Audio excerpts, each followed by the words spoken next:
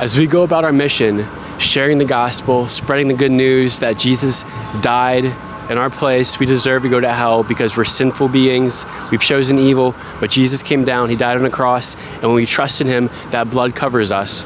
When we go out there and share that news, we have one job, and that's strictly to present the gospel.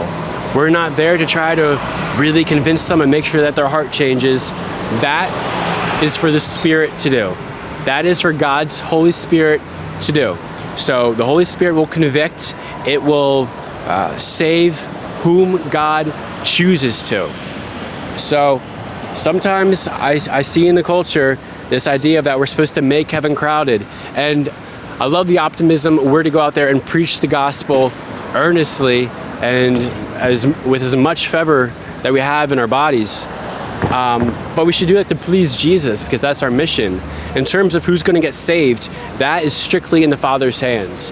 And we should take our hands off the wheel when it comes to that and stop trying to put so much pressure on us to have people really understand the gospel. And I've seen it so many times, and in my own life too, where I've stuck out really bad situations because I was just trying to show people the love of Jesus and to be forgiving and to show them, exactly, try to show them what Jesus is like.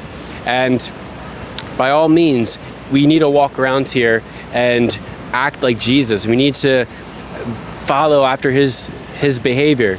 But we also need to understand that he doesn't want us to just stick around abusive people for the sake of forgiveness. We're to preach the gospel and to move on and let the Spirit do the convicting. Don't get caught up in trying to get people saved in terms of you have to really keep forgiving them over and over again, to keep showing them grace. Grace is a beautiful thing, but it shouldn't be an excuse to allow abuse into your life.